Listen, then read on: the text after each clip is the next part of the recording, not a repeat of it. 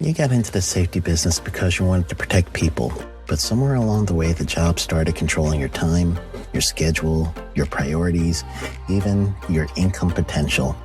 What if the expertise you've built over the years in the field can give you something more? More freedom, more control, more ownership of your future. I'm Sheldon Primus, the author of 7 Steps to Starting a Profitable Safety Consulting Business and the host of the Safety Consultant Podcast, with more than 350 episodes helping safety professionals become consultants and grow their career. Consulting changed my life. In fact, I'm a full-time RVer, and one consulting contract paid for my home I live in today. Now, I help safety professionals build their own consulting practice through bi-weekly coaching calls, accountability, and personal guidance. But this program isn't for everyone. Start with the Consultant Readiness Audit at sheldon.coach. What if everything we thought we knew about safety was just interference? From the host of the Rated R Safety Show and the founder of Safety FM comes the complete Signal Transmission Trilogy, now available in one powerful edition. Safety, in my opinion, the book that started the conversation. Safety Mutation, where the boundaries of culture, systems, and belief begin to break. And now, Safety Transmission, the final piece of the signal. For the first time, all 3 books are together in one volume. The Signal Transmission Trilogy, Complete Edition. This isn't just about compliance. It's about consciousness. It's about decoding the way we think, lead, and live, inside and outside the system. Whether you've been following the signal since the beginning or you're just now tuning in, this is the version to own.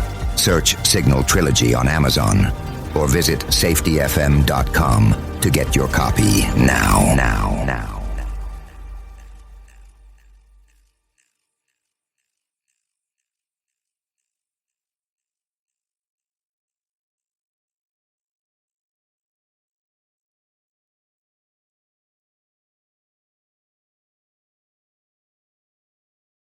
You got into the safety business because you wanted to protect people, but somewhere along the way the job started controlling your time, your schedule, your priorities, even your income potential.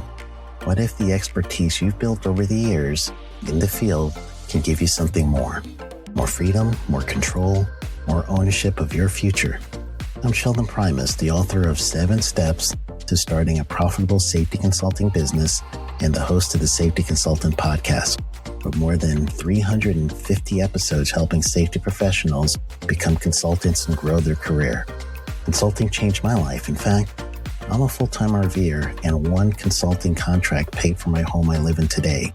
Now, I help safety professionals build their own consulting practice through bi-weekly coaching calls, accountability, and personal guidance. But this program isn't for everyone. Start with the Consultant Readiness Audit at sheldon.coach.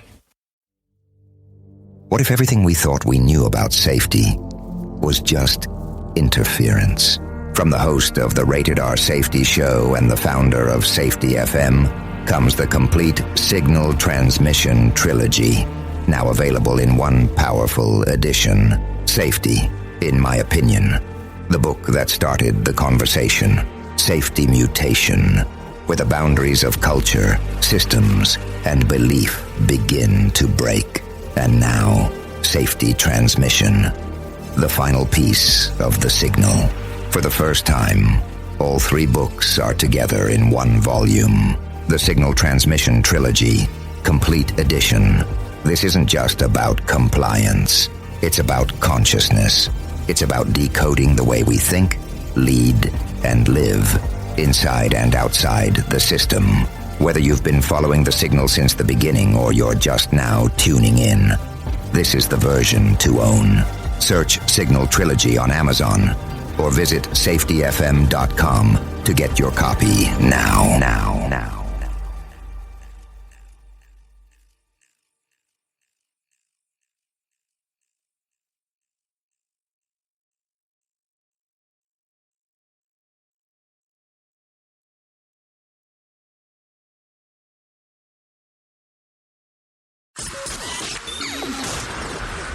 This show is brought to you by Safety FM. The Jay Allen Show is streaming now on safetyfm.live. Well, hello and welcome to another episode of The Jay Allen Show. Today's Tuesday, August the 18th of 2020. Well, hopefully everything's going good and grand in your neck of the woods. We had a lot of feedback about last week's episode with Candace Horbachs. Seemed like a lot of people enjoyed the episode with Candace. Hopefully we'll have her on in the near future. Well, today we continue down the path of having conversations with people that are outside of the safety world that I think will be important to the conversations that we have here on a daily basis. So today I have the privilege of having Laura DiBenedetto on the show. Laura is a TEDx speaker, a #1 best-selling author of The 6 Habits, and a life and mastery coach. Laura teaches how to create the life of your dreams without sacrificing what you love. As a founder and CEO of Vision Advertising, a company that she built at the age of 19, she has helped hundreds of entrepreneurs build and grow profitable enterprises entirely on their terms. Laura's story begins with bullying, abuse, bankruptcy, and burnout. She overcame everything building a successful business at the age of 19 and went to retire at the age of 37 with a 6-figure passive income. She has learned the formula to build a life of joy and now follows her passion to share this message with others. It is my privilege and honor to welcome Laura DiBenedetto to the Jay Allen Show. Laura, welcome to the show. So I guess I have to start off with the standard question that I'm sure you get 1,000 times, so let's do it 1,001. What was the first company that you started? 19, and then you decided to retire at 37. How did that work? So I started a company at 19 because I had 14 jobs in 1 year, quit half, got fired from the other half. And I was like, I don't feel like this whole employment thing is really working out. So I took the sign and I decided to just create my own company. And of course, being 19, I thought I knew everything. So it gave me lots and lots of courage to start a company and move forward with all the courage that a person needs to really embark on that kind of adventure. And it's a marketing company. It's Vision Advertising. It's still kicking butt in Massachusetts. And this is we're currently celebrating our 20th anniversary, which is, not really capturing headlines because there's a lot of other stuff going on in the world. So that's okay. What are you talking about? What's going on right now? I don't know. So, unfortunately, nobody cares. So I will be probably celebrating our big 25th anniversary 5 years from now. Hopefully the world will no longer be on fire by then. That's the company, Vision Advertising. I'm super duper proud of it. So let me ask kind of a couple strange questions. You said 14 jobs in 1 year. At this particular point, you go through 14 jobs. Are they in the advertising field at the time, No, or are you looking for something else? Not one. So why all of a sudden the angst of going out and doing the advertising gig? Well, it started out as just a creative thing. I was running a motocross track. That was fun. I picked up a lot of crumpled bodies off the dirt. Yeah. Terrible. And, I just we had hired someone to do the marketing, and it was so easy for me to reverse engineer the website and reverse engineer everything. So I was always that kid that used to like to take my toys apart. If I was still a kid that played with toys, I'd probably still be that person. So I just took things apart and I was like, oh, that's how that works. That's how that works. Ended up getting my hands on some bootleg software, and I feel safe saying that 20 years later. So the nice people at Adobe aren't going to come after me, hopefully. You never know. You never know. You never know. We might have to bleep, beep. I know. So I was able to teach myself everything and learn all about design, learn all about, a lot of marketing tools like websites and brochures and this and that. It started out as just a design company. And, I just really was having such a great deal of success with it. And my clients were experiencing a lot of success as the result of the advice that I gave them. Sales always came naturally to me. Marketing, it's one of those things where, yes, you can learn it, but either you're born with it or you're not. Either you get it or you don't. And I was always in the I get it. Same thing with sales.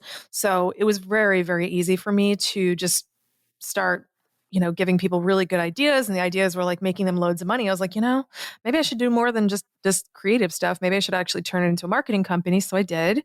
And that it wasn't the direction I started with, but I'm pleased that it went that way.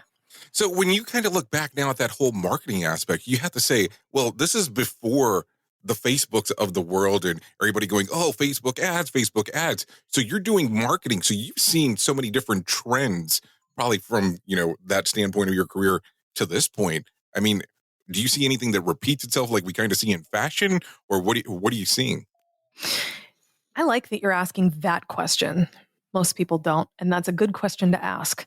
There's two different types of marketing. And this is actually in one of the new courses that we just released at Vision Advertising through Vision University, which is a new thing. Thank you, COVID, where I'm teaching all about marketing foundations. And marketing foundations is something where I answer that very specific question. And that question is so important because there's evergreen knowledge and then there's modern knowledge. Okay. And the evergreen knowledge is things like publicity and PR and word of mouth. Sure, the methodology and the execution might change over the years. Oh, and it has. But the core foundation of it hasn't changed. That doesn't change. Like events, even though they're different and being held on Zoom now, events are still events and a lot of the same principles still apply. Then you've got things like you've got Pinterest, you've got Facebook, you've got Instagram, you've got new things like the rise of the influencer. These are all modern things where they don't have evergreen principles attached to them, and they don't have a lot of the, I guess, perception of hard work. They appear a lot easier. They appear to be things that you can do faster and more efficiently. They often will involve a lot more trackability and metrics than a lot of the more evergreen things. But at the end of the day, marketing actually hasn't changed, even though some of the tools have. And my company, I'm so proud of this, so I'm just going to say it. My company was one of the very first ones to adopt social media as a commercial platform when it was first starting to be a thing. And a lot of those companies that are existing in the central Massachusetts area, now they got their start because they came to my classes. So I have always been the bold, intrepid one that's like, yeah, I have no idea how to do this. Sure, let's go in the deep end of the pool anyway. Well, and it's interesting to hear because it sounds like you're still pretty involved, but it also says on your bio information that you are retired. It does not sound like you're retired at all. Well, here's maybe you're retired from the day to day. That's the only thing that I can fathom, but I even think I'm wrong there with that assumption. No, I did retire and I 100% walked away from all operations and everything. All I retained was helping my successor make the occasional difficult or large decision. Other than that, she is a carbon copy of me, just a little bit tougher. But I'm sad to say in May this year, it was revealed that she has cancer.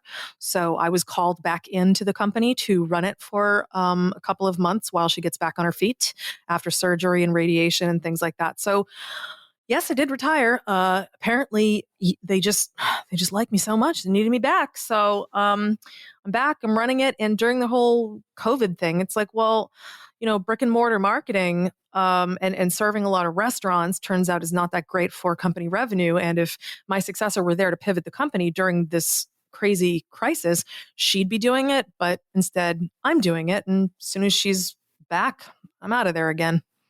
Well, and let's kind of talk about being back and out of there at the same time, because you live in Hawaii currently and you're saying Massachusetts. So yeah. Are you virtual or are you there in person? Hell no. I am totally virtual. I just wanted to double check. You said you were there. So I was like, hey. Yeah. Honestly, all of my family and most of my friends and like my heart is in Massachusetts. And, I'm running an East Coast company on Hawaii time, which on a good day, Aloha time is a little sludgy. But being 6 hours behind the world and patently refusing to begin my day at 4 a.m., just out of respect for myself and my own well-being, those things are probably not ideal, but I come first. My health is most important. And as a result, I'm making really good decisions. My team is unbelievable. I'm so grateful for them. They're really helping me to hold things together while, I'm not online, because I don't really get online available. I mean, I'm awake at 6 a.m. every day. So if they need me, they can talk to me as early as noon. But if a client needs me, they handle it. But we have an unbelievable team that Julia's trained them really well. I've trained them really well. They're so independent. They've got our backs. I've got theirs. Yeah, I expected this would go like crap, to be honest with you, but it's not.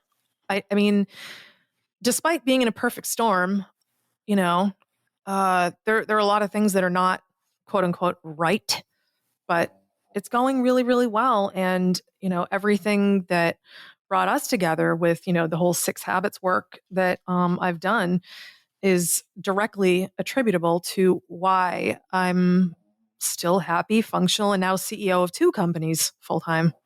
Well, and that was what I wanted to ask you next. At what point does the book come about? When do you decide, hey, I want to move forward with the 6 habits? The 6 habits actually was not the goal.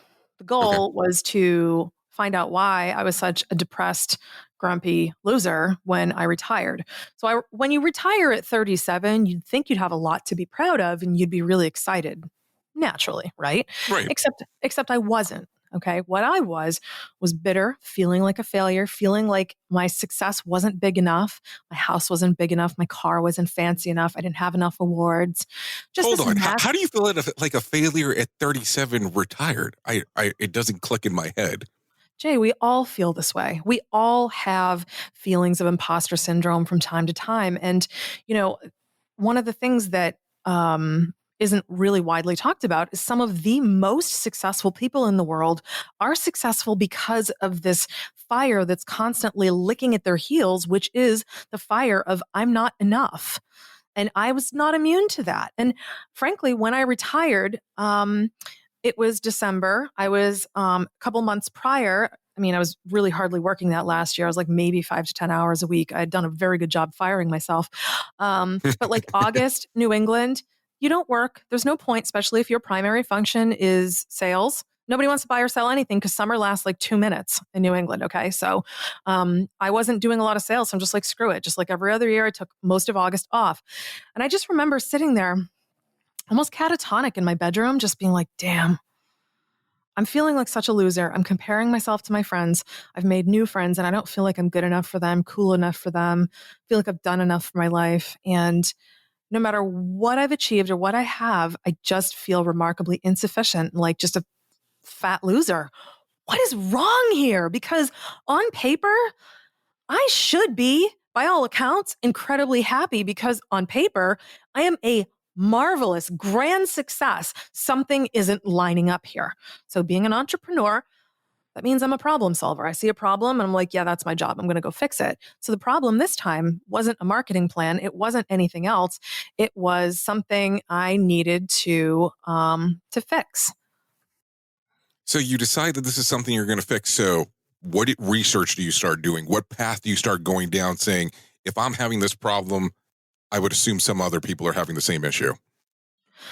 Well, like every big journey of self, it's very egocentric. My journey was all about fixing me and putting myself out of pain. And I was in a lot of it. I mean, a lot. I was fighting with my husband who, we just got married the year before. It wasn't good. And, I started researching all these different things so I could make myself feel better. I did the research. I found what I needed. And then I applied all the wisdom, which, by the way, is a notable point. You must apply wisdom. Otherwise, why have it? Well, I have the knowledge, right? Why have the knowledge if you're not going to use it? Correct. So then I applied the knowledge. I changed my life to such radical levels. I changed almost like the core of me to the point where I felt like I was finally the person I always saw that I could be, and the person I always wanted to be in my heart. So I was really, I was actually blown away by the level of courage, kindness, tranquility, health, peace. I mean, everything. I finally felt like epic, fully expressed, like most awesomely expressed self. And then I was like, wow, this is so good. I can't keep this to myself. So, I was sharing it with friends and just starting to spread the message. My husband ended up using my methodology, and turns out had a lot of clients that wanted to use this. The whole plan was not even to develop like a business from it. Like I was fully set on just retiring and like counting seashells for the rest of my life. And that sounds like a nice life, but then I realized I've got something really huge here. And I was also looking at kind of like the whole of humanity, and how much people are in so much pain, and people don't feel safe. They just don't. And, I love that that's a big part of what you talk about is safety. And, it's a big part of the work that I do, because if you think about it, people will always say, oh, the root of all evil is money, or the root of all evil is greed. No, it's not. Those are both wrong. The root of all evil in the world, and I say that in air quotes that you can't see, the root of all evil in the world is actually insecurity. It's people not feeling safe. They don't feel safe to be their fully expressed selves in the world and be accepted. They don't feel safe to get their needs met if they want to do things their own way. They don't feel safe to keep their relationship if they express boundaries with others. They don't feel safe to go out there and make their financial ends meet on their own terms without, cowering to the needs of what other people want. And, the lack of safety in people contributes to the breakdown of families, to the breakdown of business, to the breakdown of a lot of things. And when people don't feel safe, they don't make good decisions. They don't treat their families well. They feel like a loss of control, because control is one of the things that makes us feel safe. And all of these things are exhibited in the home, where you see domestic violence, you see alcoholism, you see drug abuse, you see theft, you see other crimes.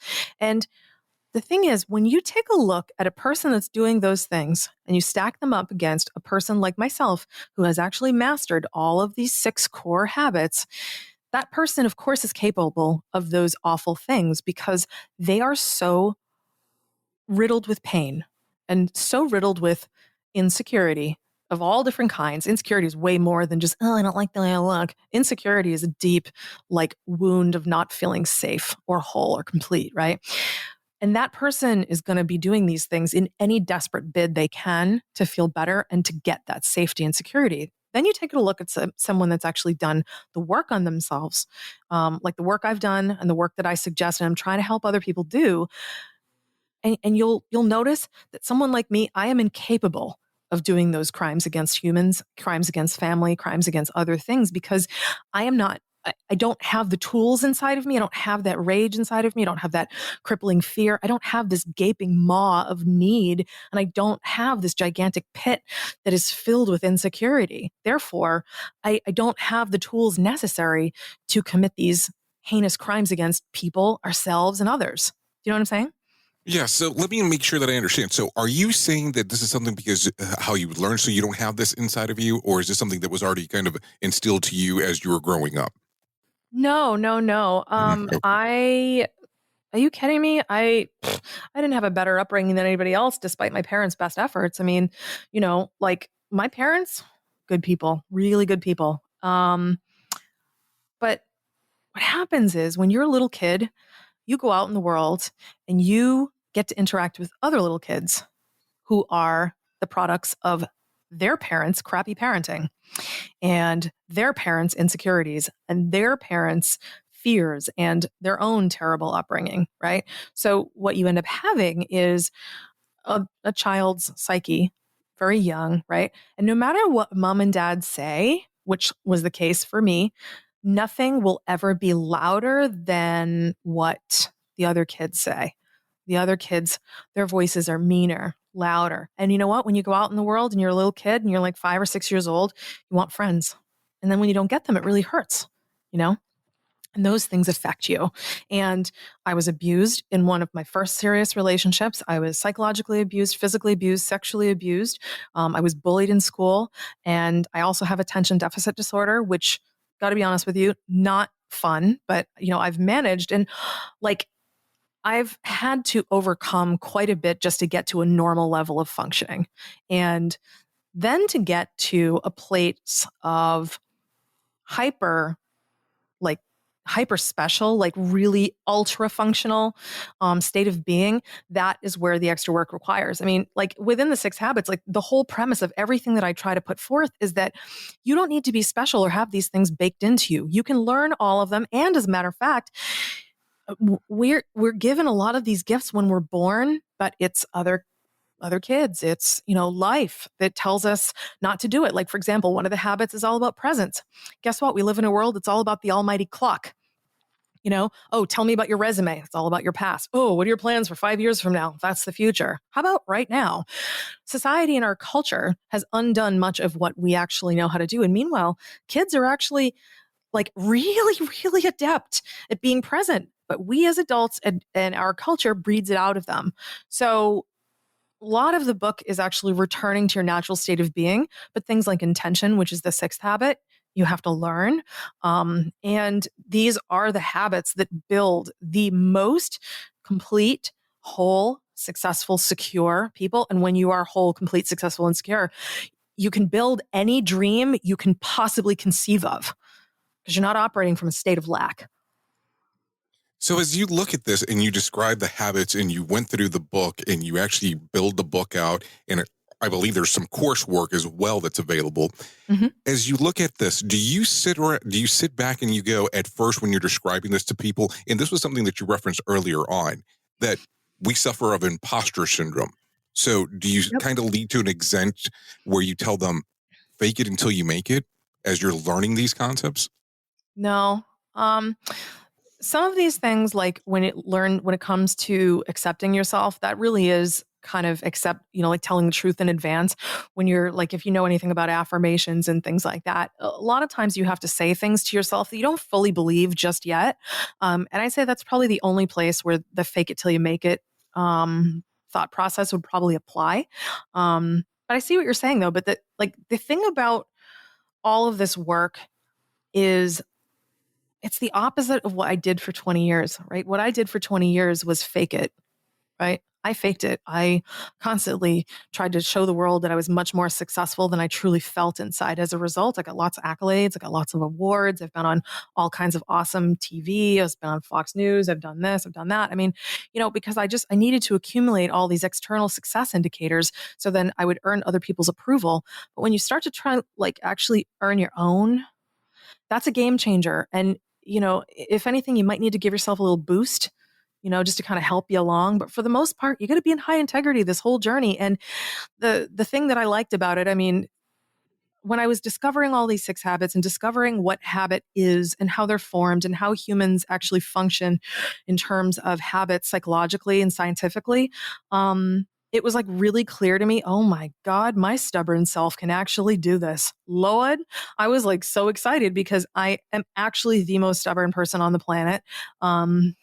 And I just like, I'm an entrepreneur. I see a problem. I want a solution. I also want it now, and if disc styles, I'm a classic D. Give me the answer now, bottom line. Don't care about the details. Just give it to me. And I just you're going to run and resolve the problem right there. So when you look back now and you look at both of these way different scenarios, because you have a very successful advertising agency or marketing agency, and then you look at what you've done with 6 habits, which one are you more proud of? One changes my life and the life of the clients, and I'm very proud of that because I'm getting to directly affect the families of the small business owners that we serve and making sure their kids get to go to college. And that feels pretty epic. But then with the 6 habits, I feel like I have something that has the capacity to actually change humanity and reshape how families exist in the world globally. So I can't say it's a question of which one I am more proud of, but I It's am like which one's your favorite kid? That's kind of like that same exactly. question. I'm proud of them. They're very different things. I'm very, very proud of both of them, and because they're both very successful in their unique objectives. So at what point after you do the 6 habits and you already have the marketing agency, does the TEDx speech come about? So here's the truth. Imposter syndrome never actually goes away. I still face it sometimes and it still shows up, taps me on the shoulder, but I am now a ninja and I automatically punch that right in the face. Bye, go away. So when I started doing this, I realized the potential of what I could actually do for humanity. And I was like, I've always loved TED Talks. I'd love to give one. I wonder if I should apply. I did not feel ready. I felt like an imposter, right? But I was like, you know what? That feeling of being an imposter is just a feeling. It's not fact. So I know I have something here and I'm not going to let myself stand in my way. So I'm going to apply. And I applied to one and they said no. And I applied to another one and they said yes. I found out when I was at Starbucks and I scared the nice people that were sitting there quietly enjoying their coffee next to me because I started shrieking like a 5-year-old with a brand new puppy. I have it on video. That was fun. So, being invited to do that, it's so awesome. And I would have done it April 11th, 2020, except COVID happened. And then we've had to move it out. It's also being held at a school and schools are still in a state of like, I don't know. So in all likelihood, it's going to be in the spring next year. There's a chance it'll be November this year. I highly doubt it. But I mean, they're really, really anxious to reschedule it. I'm super excited to share this message with the world. I mean, selfishly, I'd love to push this out there sooner, but I would rather do it in a time and space when the world can hear it, which means it may actually have to wait until the spring. So curiosity question, will you have to come back to the mainland to do it or can you get to do it right there in Hawaii? I don't want to do it here. It's in Boston and I really, really want to come to Boston to do it. I love being on stage and I love talking to a room. It is one of the most awesome experiences. If you like public speaking, that sounds like a dream to you. If you don't like it, it sounds like, an invitation to your own funeral. I love public speaking. So to me, it's like, oh my God, it's like the ultimate privilege to be able to share my idea, my research, my one big idea with others and hopefully have it reach millions and hopefully 1 billion people, which would be amazing. Not only that, my family and most of the people I love are in Massachusetts and it'll just give me a nice tidy little excuse to be like, oh darn, I have to come see you. Now, and the other funny thing is that if you look at it, there's so much information you have to pack, and depending on how it's set up, is normally like 15 minutes worth of content. You have to put so much information inside of there. Yes, So I'm like learning how hard it is to write sure. a speech. What? I said it's like pressure on for sure. Now, I've had some friends that have done it, and they've told me that that you have to actually practice it 9 times. Now, I don't know if I'm giving away trade secrets here in regards to before you go on there. Now, as you look at this, when I look up the information about the book, it says it's more than a book; it's a lifestyle. It is. When you say that, how do you expect your core audience to look at that and start really adapting and changing their lifestyle based on this book? Like, how there was that movement, and I'm going to use this as an example of the book, The Secret, on how people started changing their life because of that book and they, thinking positive. How does what portion in this journey of the book do you tell them, hey, this is where you need to start changing the way that you're thinking about things? Honestly, in the very beginning, the thing is, I make no bones about it and I don't apologize for what it is, because the thing is, when you do these things as a habit, it is your lifestyle. Like, are you a person that flosses or not? Like, I mean, that's kind of it, like in a nutshell. I mean, like you are a person that either lives in alignment with these habits or you're not. And therefore it's a lifestyle. And, It's interesting. The fellow that sold my house for me in Massachusetts, he gave me some of the most powerful feedback the other day. He sent me an email and he's like, "I'm so grateful to you and your book. Because of you, I'm more successful. I've never been happier. I've never been more peaceful. I've never spent more joyful time with my children and my wife, and I am like just forever grateful to you." And I'm like, see, that's the dude where the lights are on and he gets it because, ultimately it might be the crappiest business model in the world, but I'm fine with that. My goal is to educate people to get them so good at these habits. Habits are things we don't think about. So you don't think about them anymore. You just live the lifestyle. You live the lifestyle where you are filled with love, self-love, and you're just looking around your life with appreciation. Things manifest to you like crazy. I mean, there's a lot to be said for that stuff that's in The Secret. You can manifest things, but if you're not in a good headspace, you're going to manifest more of that, and, it's entrepreneurs do really well with this. Regular Joes do really well with this. Even really stubborn people do really well with this. And I know because I am one and I'm married to one. And if I can get my husband to do it, I can get anybody to do it. So at what particular portion, once you started doing the research and you started going over everything, did it really click for you that you said, aha, I have it? Are we talking months? Are we talking weeks? Are we talking years? What are we talking about here? And I'm talking about for you personally before you decided to start spreading the message to the rest of the people. Yeah, totally. When I was actually in the throes of doing the research, I was like, damn, I'm really onto something here. I wonder if this is why none of the courses and events and stuff have ever really worked for me, because I feel like I've stumbled upon like the missing pieces. So I was like, right? And then as it was all starting to come together with my research, so too were the epiphanies of like, oh, damn, this is really something. So, I actually in truth, I was doing all my research and then, I wanted to wait a little bit before I began doing this 90-day stuff to actually shift how I exist and live my own life. In my research, I'd come across some interesting scientific information that says that the people that are talking about, oh, you can build a habit in 21 days, oh, you can do it in 30 days. No, those are marketers. Scientists, and I say this as a CEO of a marketing company. The science says that humans develop new habits in 66 days. And because, as mentioned previously, I am a stubborn human, I wanted to build a 90-day program, something that was Laura proof, basically. So I was like, all right, you know what? I'm just going to hedge my bets and I know I'm going to mess up a little bit. So I'm just going to call it 90 just to round up and make sure I succeed. So, I was actually about 5 days in, when I started realizing, oh my God, I feel so different. Wow. I felt good right away, but that's always, you can feel that way with placebo, really, just like a sugar pill. But day 5, I was like, damn, this is not placebo. This is genuinely good.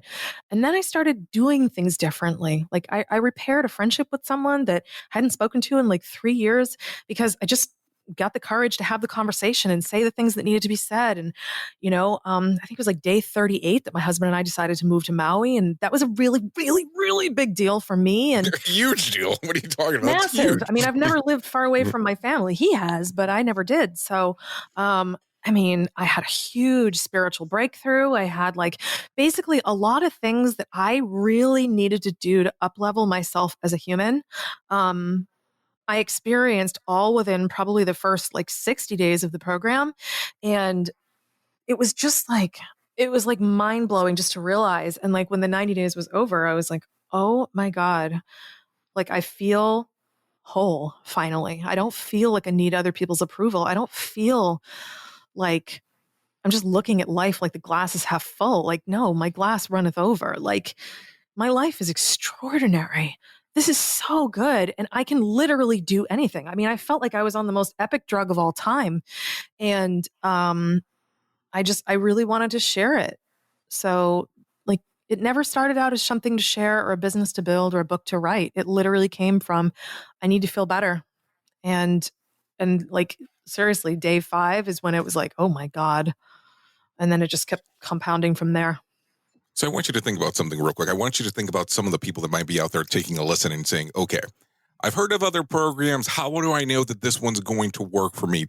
Let's talk about some people that might be on the edge. What would be the portion that you would tell them on what they need to do to be able to, learn about the 6 habits? How would Sure. you, I'm not going to say convince them, because I'm not asking for a convincing speech. I'm asking, what can you tell them and how this can benefit them for them to truly understand it? Absolutely. It's a great question. Thank you for that. Well, a couple things. One, I don't care what you read, I don't care what you do. Knowing something's useless unless you actually apply it. So that's going to be the first thing. So if you're just looking to read a book and then boom, you're going to be different, don't waste your time, don't waste your money. You know, like the thing that I found when I was doing my research was actually in big response to one of my most pivotal questions, which was, how is it that I have read all these books, done all these programs, gone to all these coaching events, been to retreats, I've done seminars, like sat on meditation pillows with like master yogis and blah, blah, blah. Why is it that I still felt like crap after that? That was the thing that was pissing me off the most, and I really needed to answer. So I got to the root of all of it. And I built the thing for me that would make it so I didn't need that other stuff and would actually fix all those other programs. It's not marketing. It just works. It's not, I practice what I preach. Like, I'm terrible at social media. You can see that. I'm doing a terrible job selling myself, but I do like podcasts. Hey, I think you're doing a great job, to be quite honest with you, but that's my opinion. That's cool. I'm going to take the win. Thank you so much. The thing is, it's so easy for us to doubt what we hear anymore because we live in a world where we're lied to every single day. We're lied to about the skin cream that's supposedly going to take 20 years off our face. Yeah, okay. We're lied to about new political things. Yeah, okay. We're lied to about business promises, like skin cream promises, cereal promises. It says healthy on the box and it's anything but. It's like toxic, like terrible stuff that's going to clog your arteries. So like nobody believes anything anymore. And frankly, you shouldn't. But here's the thing. My book is the beginning of the journey, right? There's 4 critical parts to this that anyone can do. So number 1, there is the book itself, which is really cheap. And it's a great way to actually see if it even resonates with you. Read the book. And if you're reading the book, you're like, whoa, this sounds like me. And if it makes sense and it looks like I'm presenting a logical argument, then part 2 is there's invitations in the book for you to go online and download loads of free material that I should be charging hundreds of dollars for. I'm charging nothing for it. They go with the book because I really desperately want people to have the knowledge and actually do the work. And if you do the work, right, and you're like, oh my God, I can feel myself changing. I'm like seeing myself differently. Oh my God, because you will if you actually show up and do the work. The next step would be the 90-day program that I originally built for me. It is about building these habits into your life using specific repetitious behaviors over 90 days that help you to transform your life, and you get support by me. And if you really want to go further and you want to go all in because you're a ninja like myself, that's when I can get personally involved and actually work with people one-on-one. Oh, so you do offer one-on-one coaching?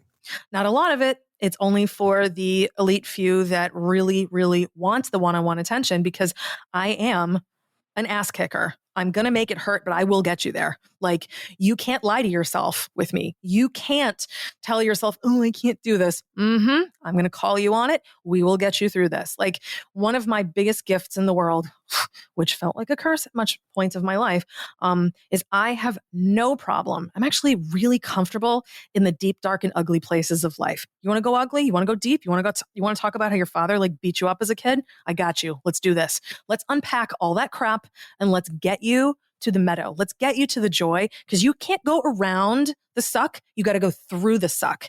And you need to have someone that is unflinching, unafraid, and actually has the right tools and the right support systems to actually help you arrive on the other side as a complete person. It doesn't mean you forget what happened to you or that you're like one of those deliriously happy people that like, no, good vibes only.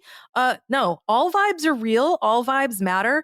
And we need tools to deal with the negative vibes so we can still be a whole, complete, happy person throughout all of life, not just putting on like this plastic grin. That's not the point. And I think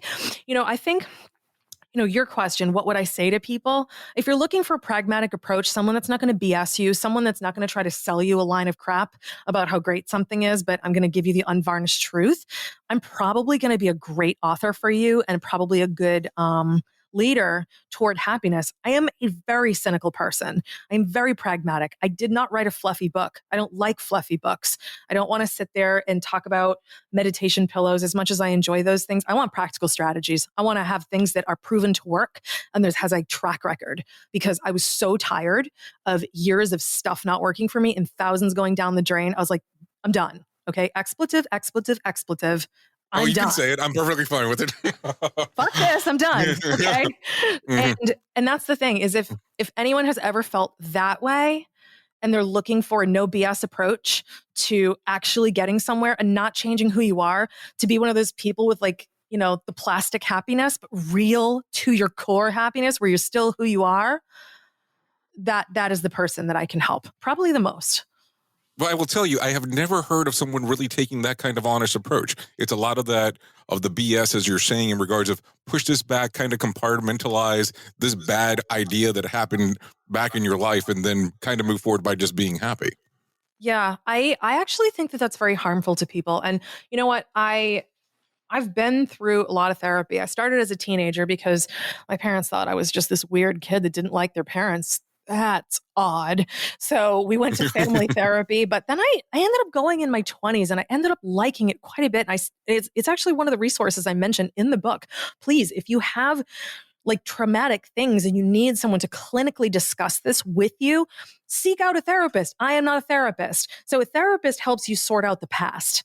Someone like me helps you sort out the future, and there's something that's really pivotal about those two things. And, I've read lots of books, it's like, oh, you just need to speak it into existence and it'll be there. And, there's an element of truth to that. And I say that as one of the most cynical people on the planet. I've read all these books and it's like, okay, I was also, raised up until 12 with no religion. Then at 12, I got cannonballed into the deep end into Baptist Christian upbringing. And I was baptized of my own volition when I was 14. Then I left the church. I'm like, oh Lord, no. I don't like religion. I am spiritual. And it's not necessarily woo-woo fluffy stuff. But I know where I stand and I know that there's more than me and I'm very respectful of other people's beliefs. I just don't have time to be lied to anymore. I don't lie to people. And to be honest with you, that's one of the reasons why my company is celebrating its 20th anniversary, even though nobody's coming to the party. It's because everything I do, it's with high integrity. You don't like what's coming out of my mouth. It's because it's the truth. It's not because I've lied to someone. I've lost friends because of telling the truth. I've lost clients because of telling the truth. I'm fine with that.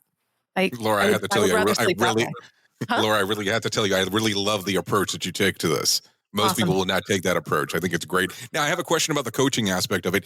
Now, do you do a phone call? Is it a video call? Is it a series of emails? Or how does that aspect normally work? So when I'm working one-on-one with people, and right now I am actually opening up 2 spots for coaching, it's kind of intense. It's designed to be over a year. It's life transformation. It's basically 360-degree life mastery.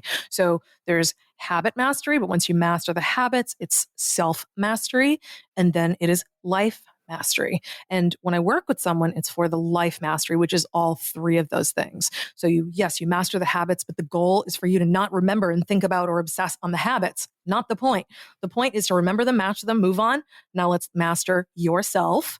Then let's master your life and design it and build it the way you envisioned when you were a kid, or the way you envision when the kids have gone to bed, the things that you fantasize about when you're wanting to punch your boss in the face. These are the things that people don't have the courage, the pathway to actually put together. And honestly, during this COVID stuff, people's ability to dream has been diminished more than I've ever seen. Dreams are dying left and right. It's awful. And the thing that people need is, number 1, the right tools. Number 2, a pathway, right? 3, clarity. And you need someone that's been there, done that can actually help. And the thing about the habits, they're all in the book. You can do a lot of this independently with the book, the free exercises, the 90-day program. I help people through that. I help them accelerate that process. But the self-mastery is really examining all the other things that are perhaps not habitual, but like ways you make decisions and little things, and evaluating like how you're getting along with, perhaps coworkers or your spouse or your children, and defining your relationships the way you want to. And then with the 360-degree life design, it's like, okay, you've got a dream.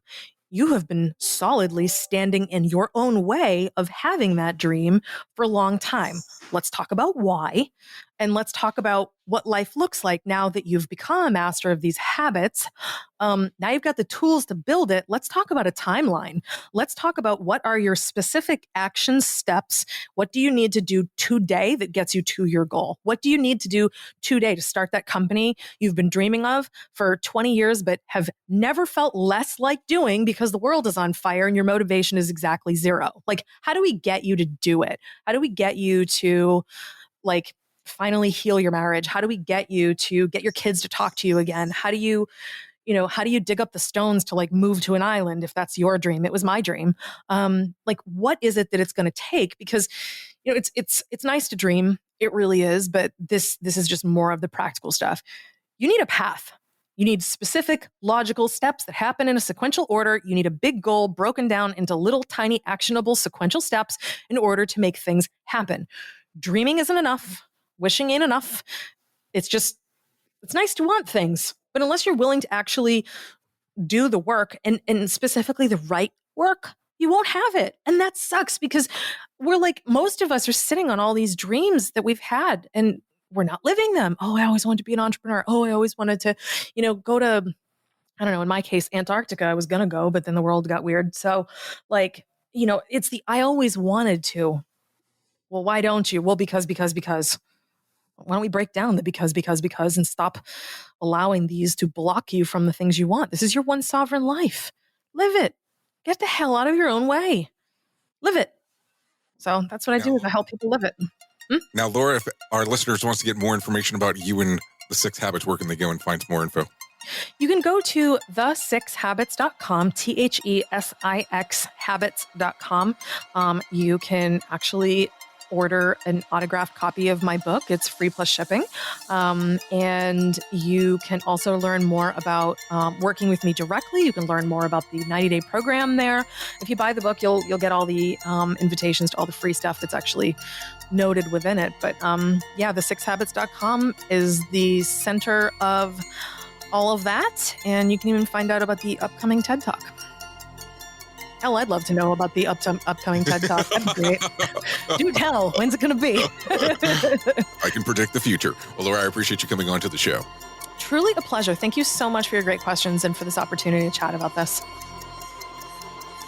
Well, I hope you enjoyed our conversation here today with Laura DiBenedetto. For more information about her book, go to the6habits.com. Thank you for always being the best part of Safety FM, and that is the listener.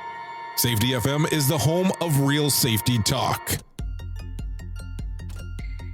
I appreciate you committing your time week in and week out to what we have going on our different podcasts, our radio station, and our streaming services.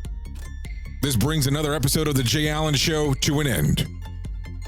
We'll be back with another episode before too long. Goodbye for now. Want more of The Jay Allen Show? Go to safetyfm.com.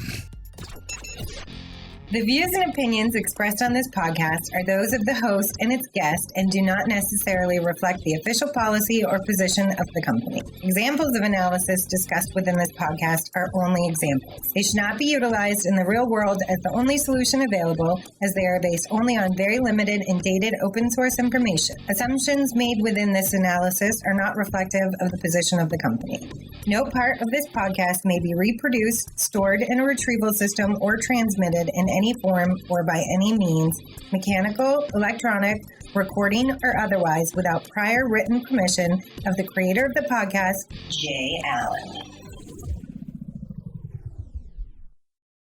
You got into the safety business because you wanted to protect people, but somewhere along the way, the job started controlling your time, your schedule, your priorities, even your income potential. What if the expertise you've built over the years in the field can give you something more? More freedom, more control, more ownership of your future. I'm Sheldon Primus, the author of 7 Steps to Starting a Profitable Safety Consulting Business and the host of the Safety Consultant Podcast, with more than 350 episodes helping safety professionals become consultants and grow their career.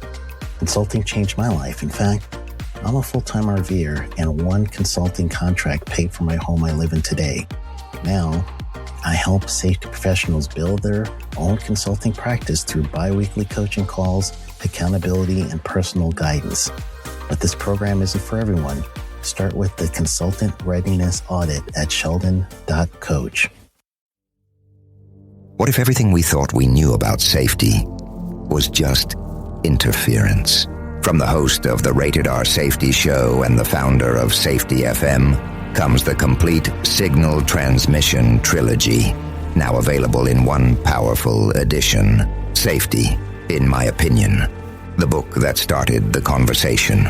Safety Mutation, where the boundaries of culture, systems, and belief begin to break. And now, Safety Transmission, the final piece of the signal.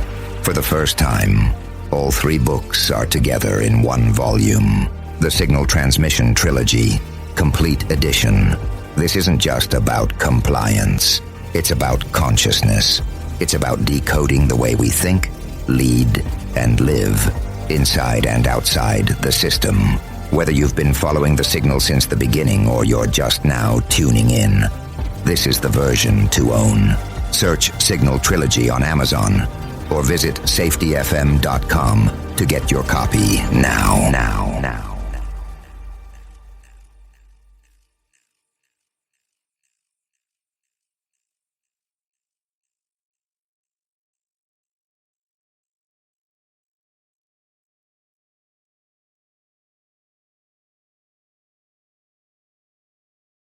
You got into the safety business because you wanted to protect people, but somewhere along the way, the job started controlling your time, your schedule, your priorities, even your income potential.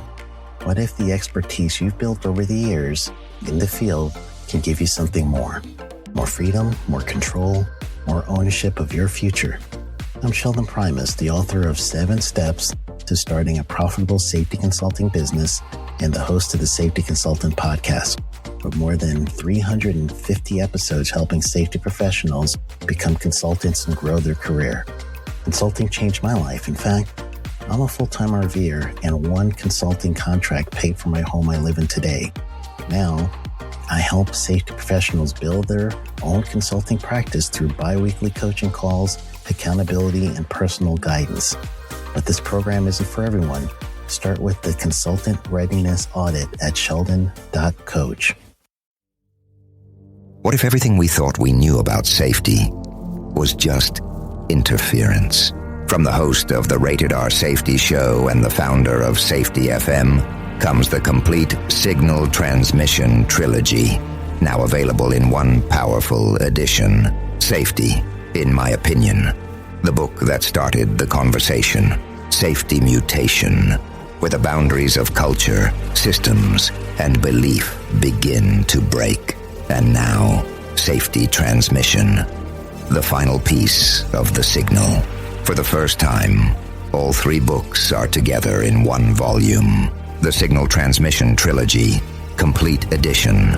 This isn't just about compliance. It's about consciousness. It's about decoding the way we think, lead, and live, inside and outside the system. Whether you've been following the signal since the beginning or you're just now tuning in, this is the version to own. Search Signal Trilogy on Amazon or visit safetyfm.com to get your copy now.